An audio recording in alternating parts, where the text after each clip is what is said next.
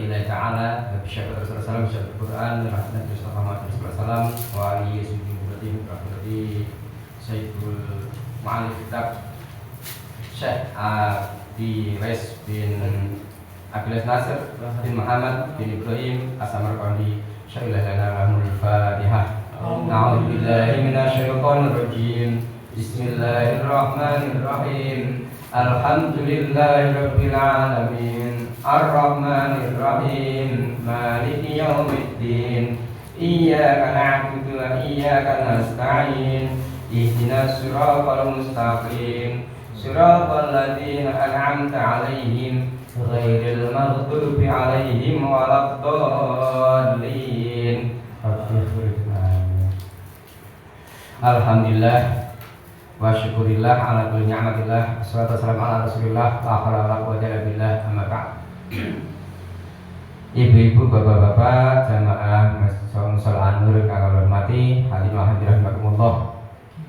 Mari kita lanjutkan kajian kitab bab ikhlas ini, yang mana malam ini kita masuk bagian yang ketiga. Insya Allah masih satu pertemuan lagi Pak, jadi belum bisa selesai malam ini. Insya Allah kita akan lanjut lagi bab ikhlas pada pertemuan berikutnya lagi. Ikhlas sudah kita ketahui semuanya, kita tidak bisa menjustifikasi orang itu ikhlas atau tidak, karena ikhlas itu pada dasarnya ada di lubuk hati yang paling dalam manusia itu masing-masing, sehingga kita tidak bisa menghukumi, oh itu riya, itu pamer, oh itu ada pamrihnya, itu ada keinginan lainnya, itu tidak ikhlas. Nggak bisa mungkin seperti itu, karena itu ada dalam hati setiap manusia berbeda-beda. Telah berkata Syekh Ibnu Utsaimin radhiyallahu anhu bahwa ikhlas itu sangatlah sulit sekali, sulit untuk kita peroleh, kecuali jika seseorang mendapatkan bisa menghadapkan dirinya hanya pada Allah SWT. Kecuali seseorang itu hanya menghadapkan diri pada Allah SWT yang dengan jujur dan menyerahkan diri di atas jalan yang lurus, maka Allah akan menolong, Allah akan membantu, akan memudahkan dalam meraih ikhlas. Jadi tidak gampang untuk mendapatkan ikhlas, memang susah. Jika seseorang merasa bangga dengan amalnya, karena dilihat orang lain, bukan karena ingin ditiru atau dicontoh, itu dikhawatirkan nanti hilang pahala amal yang disembunyikannya. Dalam sebuah hadis yang diriwayatkan oleh Abdullah bin Mubarak, Rasulullah SAW bersabda, innal malaikata yarfa'una amal abid min abadillahi fastaksirunahu yuzakkuna. Innal malaikata, sesungguhnya malaikat yarfa'una amal abid, mengangkat, membawa ke atas, melaporkan pada Allah amal hamba, amal kita dibalik malaikat ke atas, melaporkan pada Allah min ibadillah, sehingga hamba Allah. Fastaksirunahu, dan malaikat itu menyangka amal itu sudah baik, banyak, bagus, memujinya malaikat itu. Fastaksirunahu, bahkan malaikat memujinya, bagus sekali amal ini, banyak, bagus, wah bagus sekali. Malaikat memujinya, bagus ini, banyak ini, dilaporkan kepada Allah SWT. Ternyata sampai di hadapan Allah SWT, Allah menolaknya. Allah berfirman, inna abdi hada lam yukhlisli. Kamu malaikat-malaikat menyangka ini amalnya bagus. Hei malaikat, kau kira amalnya bagus, besar, banyak jumlahnya. Padahal inna abdi hada lam yukhlisli, sesungguhnya hambaku yang ini amalnya tidak ikhlas untukku. Inna abdi, hambaku hada yang ini lam yukhlisli, tidak ikhlas untukku amal ini. Masya Allah. Amalahu faktubuhu fi sijin. Amalnya ini tidak murni ikhlas untuk Anda. Dia layak ditetapkan sebagai penghuni neraka sijin. Padahal malaikat aja menyangka itu bagus amalnya. Makanya kita sama manusia nggak bisa menjustifikasi, oh ini ikhlas, ini pria, ini ada pamrih dan sebagainya, nggak bisa. Malaikat aja nggak bisa mengetahui kok, karena dari lubuk itu paling dalam. Apalagi manusia seperti kita, malaikat aja nggak tahu. Dikira itu amal bagus, baik, banyak, dia lapor kepada Allah, diajabkan sampai ketemu Allah ternyata ditolak. Ini amal hebat ini nggak ikhlas, nggak enggak. Kalian malaikat menyangka ini bagus untuk muda, ternyata ini layak untuk menjadi penghuni neraka sijin, neraka yang mengerikan. Masya Allah. Dan sebaliknya, kadang-kala ada amal yang dibawa oleh malaikat dan malaikat itu menyangka amal kok sidik banget ini itu ora apik, kita ini gelane ora apik. Malaikat menyangka begitu, dilakukan pada Allah, ternyata Allah menerima dengan baik. Ternyata amal itu besar dalam pandang Allah karena keikhlasannya. Jadi kadang-kadang malaikat menyangka ini amalnya sidik, elek, sisa rapi, sidik, rapi. Ternyata di hadapan Allah bernilai besar karena keikhlasannya. Sehingga oleh Allah ditetapkan ini layak masuk surga iliyin, surga yang paling tinggi, yang paling bagus untuknya balasannya. Oleh karena itu kita berusaha lakukanlah ibadah amal-amal ini dengan ikhlas karena Allah semata, sekalipun amal itu sedikit ya, daripada banyak tapi tidak ikhlas ya, sedikit nggak apa-apa, yang penting ikhlas. Aku ngetok ke duit abang kok ora ikhlas, ikhlasku kok biru. Ya wis, sing penting ikhlas. Aku ngetok ke biru lah ikhlas, aku ikhlasnya ngetok sing marang abang-abang. Ya penting yang ikhlas. Sidik banyak nggak penting, yang penting ikhlasnya itu. Karena kadang-kadang kita banyak kepada malaikat banyak, ternyata di hadapan Allah tidak baik karena nggak ikhlas. Allah Subhanahu wa taala berfirman, a'udzubillahi minasyaitonir rajim. Wa in taku hasanatan yudha'ifha wa yu'ti min ladunhu ajran 'azima. Dalam surah An-Nisa ayat 40, jika kebaikan itu sebesar darah adanya atau sekecil atom molekul, pasti dia Allah akan melipat gandakan. Janji Allah memberikan pahala yang besar dari sisinya. Karena apa? Karena keikhlasannya itu. Fala sawabalahu wa ma'wahu jahannam. Sebaliknya, amal yang kelihatannya besar namun jika itu bukan karena ridha Allah, bukan ikhlas karena Allah, hanya mendapat balasan jahanam. Ada sebuah kisah seorang ulama pergi ke Madinah. Seorang ulama pergi ke Madinah, ketemu dengan Abu Hurairah. Abu Hurairah sedang berkumpul dengan banyak orang, sedang menyampaikan suatu hadis. Setelah perkumpulan itu bubar, orang musafir tadi segera menjumpai seorang Abu Hurairah, dijumpainya. Wahai Abu Hurairah, sampaikan padaku hadis dari Rasulullah SAW. Abu Hurairah dimintai begitu. Kemudian karena permintaannya itu tambah sungguh-sungguh, Abu Hurairah pun mempersilahkan, tafadhol ijlis, silahkan duduk, istami, dengarkan. Kemudian Abu Hurairah mengatakan kepada orang itu, dengarkan hadis yang aku peroleh dari Rasulullah, dan tidak ada orang lain yang tahu yang bersama kami. Artinya hadis ini hanya didengar oleh Abu Hurairah, tidak didengar oleh sahabat yang lain.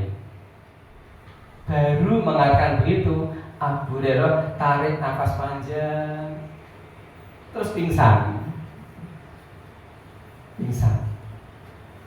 Setelah sadar di pingsannya, Abu Hurairah mengusap wajahnya, kemudian mengulangi lagi, dengarkanlah hadis yang aku dapatkan dari Rasulullah SAW, dan saat itu tidak ada orang lain yang bersamaku. Pingsan lagi Abu Hurairah, mau menyampaikan sebuah hadis, pingsan lagi, terulang sampai 3 kali. Abu Hurairah pingsan itu 3 kali. Jadi mau sebuah hadis mau disampaikan, pingsan 3 kali gitu. Akhirnya yang ketiga kalinya setelah Abu Hurairah sadar dari pingsannya, Abu Hurairah menyampaikan hadis dari Rasulullah SAW itu yang isinya yaitu Rasulullah bersabda, "Idza kana yaumul qiyamati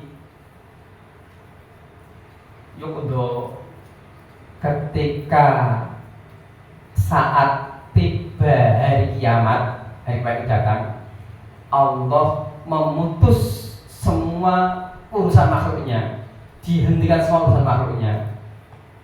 Kemudian semua makhluk, terutama manusia, tertunduk, merunduk, takut pada Allah. Terus di padang mahsyar dipanggillah manusia satu persatu.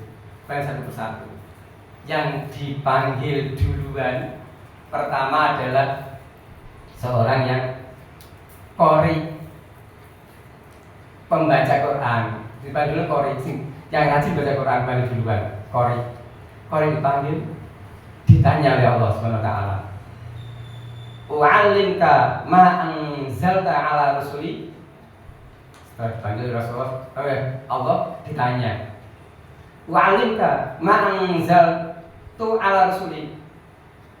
Apakah kamu telah mempelajari apa yang sudah kuwahyukan pada Rasulku? Bala ya Rob, nggih Gusti, iya benar ya Allah. Lantas aku sudah mempelajari apa yang kau turunkan pada Rasulmu. Allah melanjutkan, qala famada amilta fima, apa yang kau amalkan setelah kau pelajari itu? Apa yang kau lakukan Ustaz? Menjawab, Qori menjawab di pada masa, kuntu aku mubihi ana alaili wa nahar. Aku membacanya di waktu malam, waktu siang. Kemudian aku mengamalkannya. Allah dan para malaikat menyanggahnya. Kadzabta, dusta kau bohong. Bal arta ayyuqala fulan qori'un, karena engkau hanya berharap agar dirimu dianggap sebagai qori, pembaca Quran yang rajin tadarus, sergap ngaji. Masya Allah. Iya jabatan itu. Kita ini dari senanang di speaker, padahal kita sempat senanang HP jebule. Ning jero atine ana rasa ben dianggap ae lho sergap ngaji ya lho, sergap ngaji ya lho. Sergap lu salah tadarus terus ya lho. Kan susah kok. Kita jangan baik, kita yang manusia nggak baik untuk syiar Islam. Nah, tak tahunya yang baca itu sendiri tidak ikhlas. Tak tahunya. Kalau kita kan kita bilang ikhlas saja, cuy, orang ikhlas yang baik, kalau dia orang baik ikhlas, harus baik dia ikhlas. Tak tahunya dalam hatinya ada terbersit di benaknya rasa tidak ikhlas, ben dianggap wong sergap ngaji, ben dianggap seneng tadarus, ben dianggap ahli Quran. Susah. Ya Allah. Iya Pak Cinta. Digoleki kan agama kali Mas ya. Nah, kadang sini sakit dengan sebut saya kan keluar sini. Saya kan keluarga sakit dengan dia. Sing sakit juga ada keluar keluar. Ya Allah. Yang kedua dipanggil Allah di padang mahsyar. Yang kedua adalah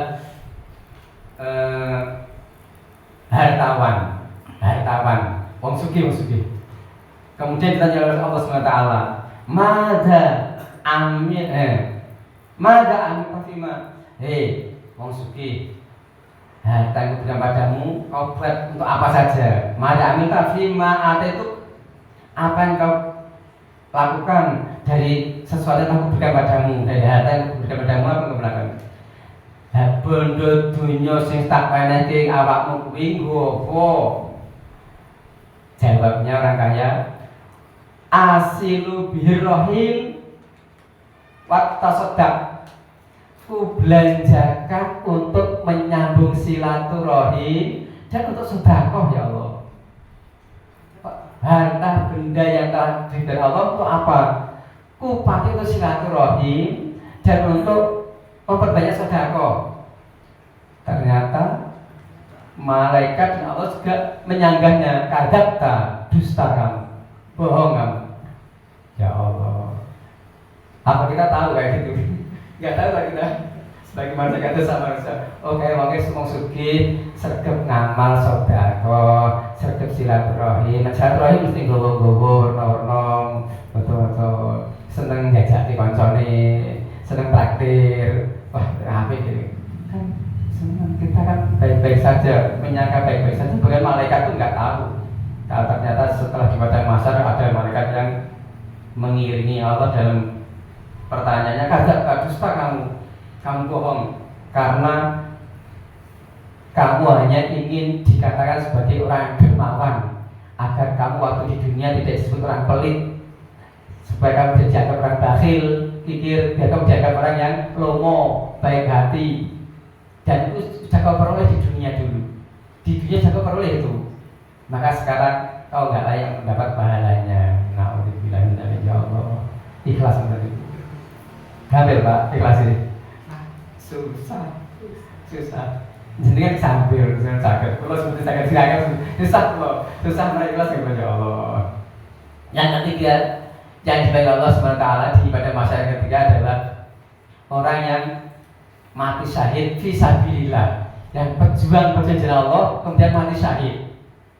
Ditanya Allah, wa yattabilladzi qutila fi sabilillah, kenapa engkau terbunuh? Lima ada itu takut terbunuh kenapa? Jawabannya, aku perang fisabilillah, karena memperjuangkan agama Allah. Ternyata disangka juga, kadzab, dusta kamu, bohong kamu. Kamu waktu perang hanya ingin dianggap sebagai pahlawan, ingin dianggap sebagai orang yang gagah berani, ingin dianggap sebagai mujahid, ingin dianggap sebagai pejuang.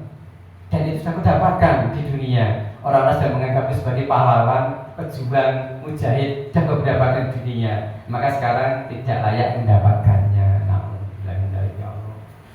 Kata Abu Hurairah dalam hadis tadi, mau menyampaikan hadis itu sampai pingsan Abu Hurairah karena beratnya isi hadis itu. Sampai Abu Hurairah mau menyampaikan hadis itu pingsan 3 kali karena beratnya itu.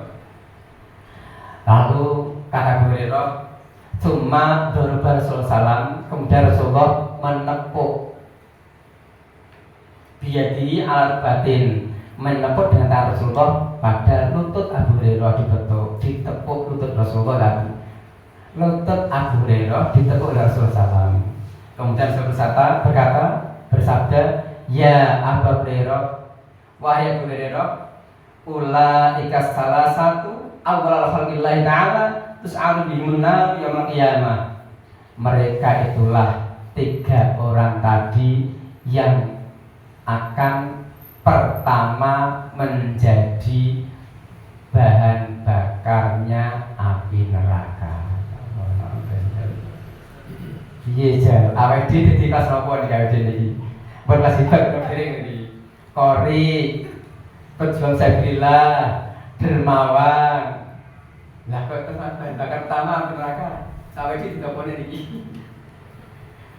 Apa kita andalkan ada apa kita persendakan di KWD ini. Ayo Abu Hurairah, ketiga orang itulah yang kelak akan menjadi bahan bakar pertama di neraka. Ya Allah, astagfirullahaladzim. Ketika Muawiyah mendengar hadis itu, Muawiyah yang seorang ulama juga mendengar hadis itu, kemudian Muawiyah pun menyampaikan sebuah ayat, man kana yuridul hayatad dunya wa zinataha nuwaffi ilaihim a'malahum fiha wa hum fiha la yubkhasun.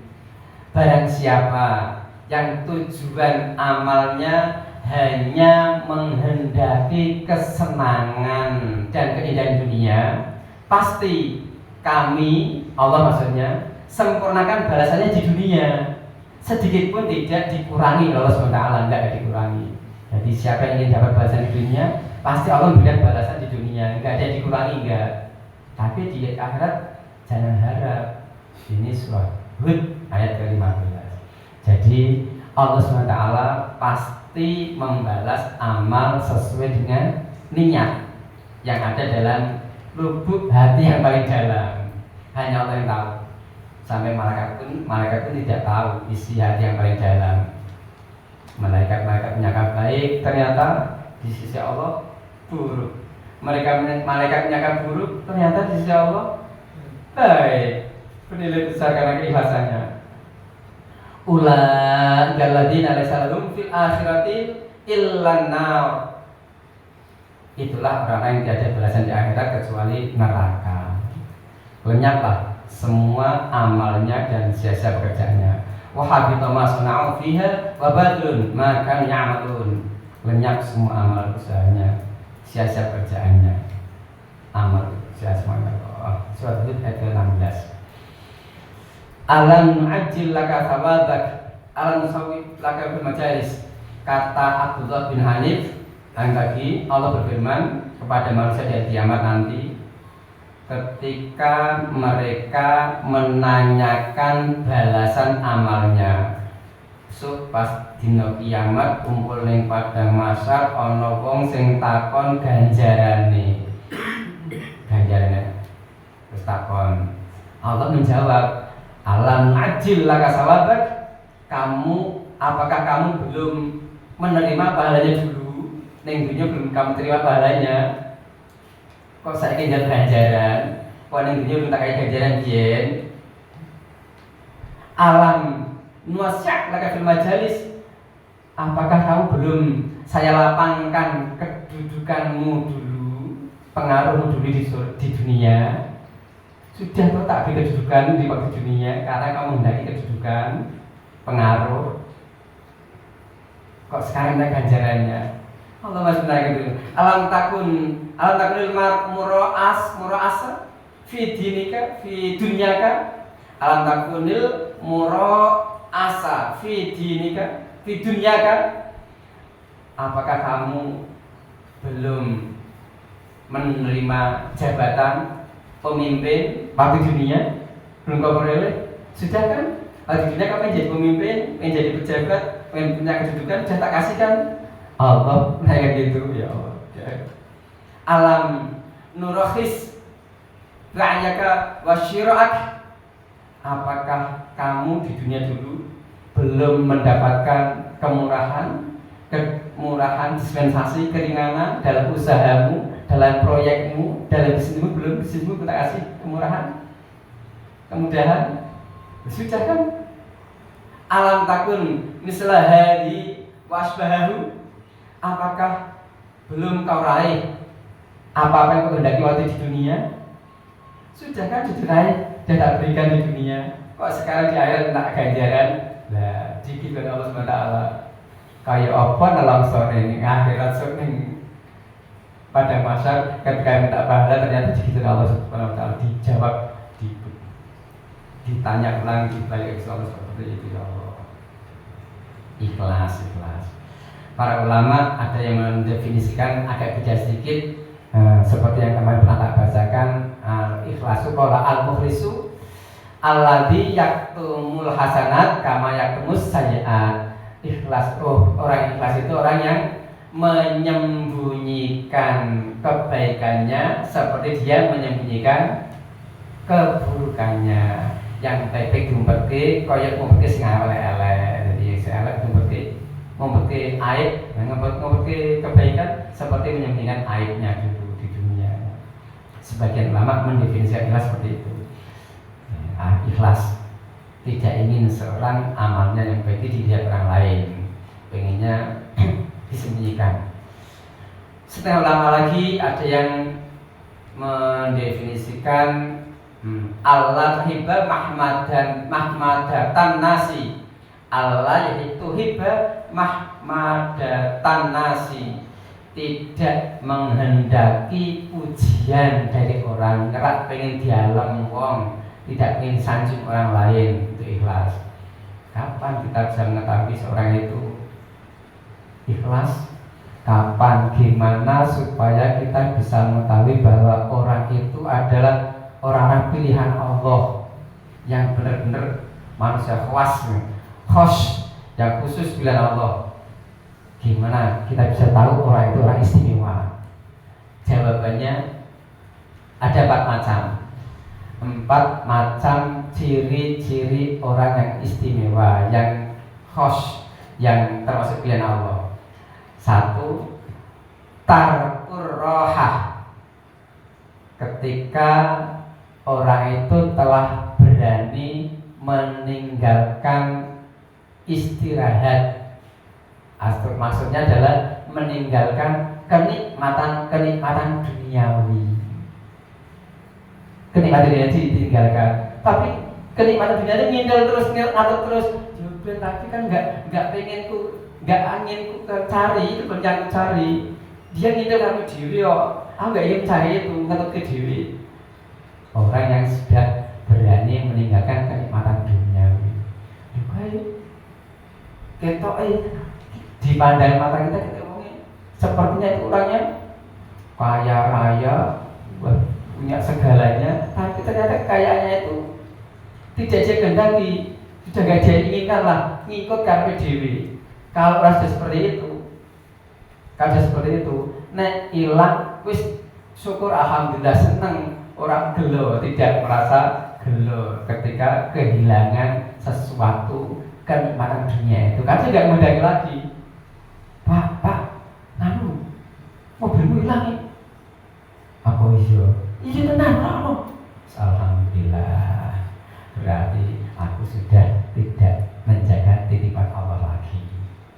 Itu orang sudah tidak mendaki kenikmatan duniawi seperti itu sudah. Kadang datang sendiri untuk ke diri itu kan. Tapi kalau orang yang tidak bisa meninggalkan itu kan masih ada rasa gelo. Hilang ya, dicari. Iya cara bener ketemu boleh lapor ke polisi barang boleh. Nah, kalau dia meninggalkan maksudnya ya syukur biar aku kok nggak dosa. Itu kan uang itu Allah sing ngatur.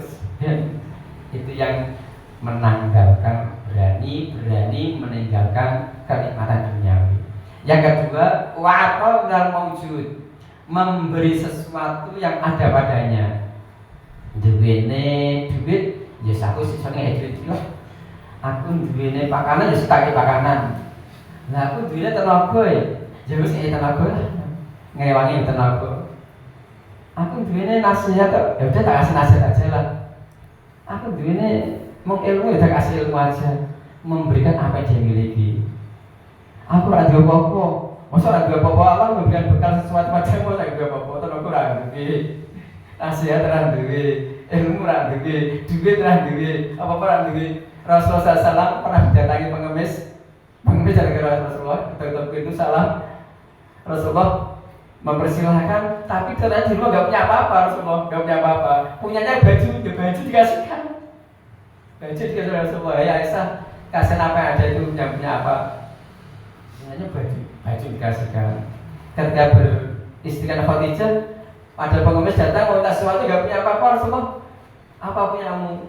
Gak ada apa Rasulullah. Ya wis aku sendiri sing ono kalau kasihkan, kalau pasti kasihkan kalungnya dibeli apa yang dikasihkan seadanya itu.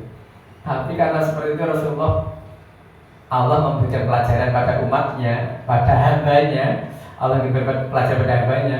Rasulullah berbuat begitu, akhirnya muter tetap kembali pada Rasulullah lagi barang itu. Kalau emas yang diberikan oleh Khadijah pada pengemis lama ternyata dijual pada orang kaya, pengemisnya jadi kaya karena punya jual emas dari kalungnya Khadijah. Jadi kaya, pengemisnya kaya. Dijual beli orang kaya tahu, oh ini kok, wah aku nggak butuh ini kok bagus sekali, karena ini barang bagus, aku hadiahkan pada Rasulullah karena barang bagus. Kembali kepada Rasulullah lagi. Ya kembali kepada Rasulullah lagi akhirnya. Begitu pula baju tadi, baju yang pengemis terima, segitu menerima baju dari Rasulullah, senang bergebiarnya. Terus tawar-tawar di pasar woro-woro. Saudara-saudara, siapa yang mau beli bajunya Rasulullah? Aku punya baju Rasulullah, saya mau beli ini. Tawar-tawar itu wah, berutut bodoh, rame-rame berebut ingin membeli baju Rasulullah. Terdengar oleh orang buta, kaya tapi buta. Dia orang tokoh di masyarakat itu buta tapi kaya, mendengar kabar itu segera perintahkan budaknya, budakku, kamu harus bisa mendapatkan apa yang didapatkan tadi. Ini tak semua yang banyak, tak kasih uang. Kau beli sana berapapun harganya kau beli, itu baju Rasulullah harus kau beli. Nanti kalau berhasil membelinya, kau tak merdekakan, tak bebaskan, nggak jadi budak lagi. Wah, segera berangkat budak itu menuju ke pasar, mengikuti lelangan tadi baju Rasulullah. Berapapun mintanya, dia segera bayar. Berapa kau minta? Berapa kau minta? Terus berapapun bayar, langsung bayar, udah jadi miliknya budak, dibeli budak, bawa pulang, udah dimerdekakan kan budak. Orang pertama pengemis jadi kaya karena bisa menjual baju Rasulullah. Orang kedua budak jadi merdeka karena bisa membeli. Orang ketiga yang memiliki yang buta tadi, ya Allah, dengan berkah baju Rasulullah ini ya Allah, sembuhkanlah mataku ya Allah. Sembuhkan butanya, bisa melihat lagi. Setelah melihat lagi, tidak betul baju Rasulullah, kembali kepada Rasulullah, dikembalikan bajunya Rasulullah. Ya Rasul, alhamdulillah dengan barokah bajumu aku bisa sembuh dari buta ya Rasul. Kembalikan lagi. Itu keikhlasan dalam bersedekah, ketika Allah akan memberi pelajaran pada hambanya dengan sedekah seperti yang Allah tunjukkan. Kemudian yang ketiga tadi, 4 macam cara melihat siapa toh orang yang pilihan Allah itu, yang dipilih Allah untuk bisa memiliki ikhlas itu siapa toh orang. Yang ketiga, orang yang tidak lagi menghendaki kedudukan atau pengaruh. Sukutul manzili sudah tidak pengen lagi kedudukan, tidak pengen lagi pengaruh, tidak pengen lagi jabatan.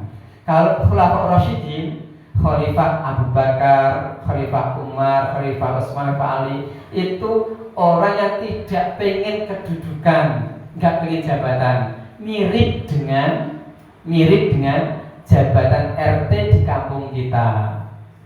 Mirip dengan jabatan RT di kampung kita. Siapa tahu pengen jadi RT? Dawanan pengen bantu RT. Mirip. Jadi khalifah itu dulu mirip dengan jabatan RT di kampung kita. Semuanya berebut kata moh.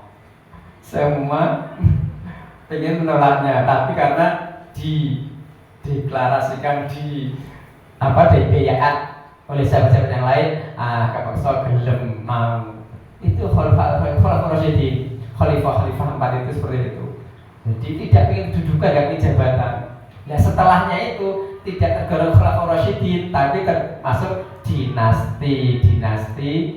Terus berikutnya kesultanan, kerajaan, karena yang memimpin adalah orang yang ingin kedudukan.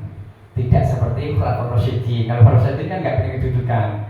Yang keempat, tetap pada pendiriannya orang itu. Apa kata orang nggak peduli, pokoknya aku pendirianku begini, tetap pada pendiriannya. Yang benar adalah kebenaran. Ketika rame banyak orang, aku begini. Ketika sepi nggak ada orang, aku juga tetap begini. Tetap pada pendiriannya dalam kebaikan, terus maksudnya tidak berubah hatinya untuk yang tidak baik ya. Jadi 4 ciri tanda, 4 sifat yang dimiliki para pilihan-pilihan Allah untuk bisa meraih ikhlas itu. Dari Adi bin Hatim Rasulullah SAW juga bersabda, ada sekelompok manusia yang diperintah untuk meninjau surga di hari kiamat. Setelah kiamat kita ada sekelompok manusia disuruh Allah, disuruh Rasulullah, sana tengok surga. Senang deh disuruh surga. Jadi sekelompok manusia diperintah untuk meninjau surga. Mereka mulai mencari mana ya, pada maksud menuju surga mana ya, arahnya kemana ya. Wah, dah tercium surganya tercium bahwa surga ini tercium. Tak tahunya begitu mencium bau surga, melihat keindahan bangunan surga, kemudian pengen banget hati bisa segera masuk surga, tak tahunya diusir, ditolak, disuruh menjauh karena mereka bukan ahli surga. Mereka sangat menyesal. Ya Rabbana lau adkhaltana nar qabla an tuyanaka ma araitana. Ya Tuhan, duh Allah, kenapa kami disuruh meninjau, melihat surga, melihat oleh surga untuk kasihmu, sedangkan balasanku adalah neraka. Kenapa disuruh melihat surga? Wah, balasannya neraka. Kenapa disuruh melihat surga ya Allah? Kalau balasan itu neraka. Apa kata Allah? Aku perlakukan seperti ini karena dulu kamu waktu di dunia kamu suka berbuat baik, sebaik-baiknya dibagus-bagusin ketika banyak orang. Nek pas rame akeh wong ditonton akeh diwapi-apike, maca Quran diwapi-apike, salat dihusuk-husuke, sedekah diwapi-apike ketika diketahui orang. Namun saat sepi nggak ada yang tahu, kamu menunjukkan aslinya, yaitu keburukanmu. Kau tampilkan keburukan yang aslinya, yang tidak baik kamu lakukan. Jadi ada hamba Allah yang tadi takwanya itu saat ramai banyak orang, diketahui orang aja. Namun saat sepi dia tidak takwa lagi, bermaksiat kembali, bermaksiat kepada Allah Subhanahu wa taala lagi. Ya Allah. Maka besok di akhirat dibalas begitu. Hei, nang sarana, makan sarana. Arep sarana tekan gede, wis baik usir coba cemplungin rokok. Ya Allah, jadi berkemudian yang sesuatu dunia. Ya Allah. Ketika di dunia saat ramai takwa, saat banyak orang kita takwa, saat sepi nggak ada orang, nggak mau ya Allah. Dari Ibnu Abbas, Rasulullah SAW bersabda dalam sebuah hadis disampaikan an Abbas, lamma khalaqallahu ta'ala jannat adn khalaqa fiha ma la 'ainun ra'at wa la udhunun sami'at wa la khatara 'ala qalbi basyaron. Ketika Allah menciptakan surga Aden, lengkap dengan keindahannya surga Aden, yang mana keindahan surga itu mala ainun ra'at, tidak pernah terlihat oleh mata, wala udhunun sami'at, dan tidak pernah terdengar oleh telinga tentang surga itu, dan juga tidak pernah terbersit dalam benak hati manusia. Kalau sementara ini digambarkan surga seperti ini, ada itu sekedar untuk mempermudah manusia memahaminya. Aslinya di sananya belum pernah diketahui seperti yang ada di sini. Tidak bisa disamakan dengan yang ada di dunia ini. Tidak bisa disamakan karena mala ainun ro'at wala udhunun sami'at wala khatara qalbi, tidak pernah dilihat oleh mata, tidak pernah terdengar telinga, dan tidak pernah terbesit dalam hati seperti apa keindahan surga itu. nggak pernah. Beda banget, lebih jauh. Lalu surga Aden itu disuruh besar ya Allah. Setelah diciptakan surga jadi, surga suruh ngomong, qad aflahal mu'minun, sungguh beruntung orang beriman. 3 kali, diulang 3 kali. Qad aflahal mu'minun, qad aflahal mu'minun, sungguh beruntung orang beriman. Surga diciptakan Allah terus ngomong begitu, beruntung orang beriman. Sungguh bahagia orang yang beriman, bejo untunglah musiman. Dan ini haramun ala kulli bakhilin wa munafiqin wa mara'in. Aku, kata surga ini, haram didekati orang yang bakhil, yang munafik, dan yang riya, yang pamer, yang suka dipuji orang lain. Haram mendekat padaku, kata surga. Jadi surga dicipta oleh Allah, kemudian disuruh ngomong oleh Allah, qad aflahal mu'minun, sungguh beruntung orang beriman, beruntung, bejo untuk yang iman beruntung. Ya Allah, aku haram bagi orang munafik, aku haram bagi orang yang bakhil, aku haram bagi orang yang suka dipuji orang lain. Menurut Sayyidina Ali bin Abi Thalib karamallahu wajhah, ada 4 macam untuk membuktikan riya atau pamer. 4 cara membuktikan riya atau pamer. 1. Yaksilu idza kana wahdah. Males. Orang pamer itu males ketika tidak ada seorang pun yang mengetahui kebaikannya. Males berbuat baik, orang harus ngerti yo. Gak ada yang melihat itu mau berbuat baik jadi ya. Ras itu orang harus nonton. Saja lah tak boleh kota ras itu orang harus nonton. Nonton sih. Oh harus nonton. Lagi pengisi yang isi kota. Oh iya lagi isi. Jadi mau berapa males gak ada yang tahu kok. Yang kedua, wayang syutu idakara anas. Tapi di hadapan manusia dia sangat senang, semangat, tangkas, semangat, ketemu semangat, langsung tampakkan kebaikannya. Yang ketiga, yazidu fil amali idza usniya. Amal ibadahnya meningkat, tambah bagus ketika dipuji, disanjung. Yang keempat, wa yanqus idza dumma, menurun kebaikannya ketika perilaku atau amal ibadahnya itu dicela oleh orang. Nah, dicela menurun, nah dipuji, disanjung meningkat. Itu kalau kita mau melihat ciri-ciri apakah aku ini termasuk riya atau tidak, lah begitu melihatnya. Baik, saya hormati, ini kiranya cukup dulu, dilanjutkan besok lagi. Kalau memang masih banyak untuk bab ikhlas ini masih cukup 1 pertemuan lagi, masih cukup ini masih. Sekiranya malam ini kita coba dulu. Barangkali ada sesuatu yang ingin panjenengan tambahkan disemangatkan setelah ditutup nanti. Kalau tidak ya alhamdulillah dilanjutkan lain kesempatan melanjutkan bab ikhlas lagi.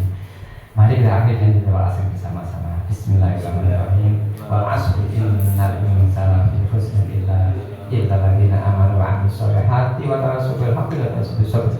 Subhanakallahumma wa bihamdika asyhadu an la ilaha illa anta astaghfiruka wa atubu ilaik. Assalamualaikum warahmatullahi wabarakatuh. Assalamualaikum warahmatullahi wabarakatuh.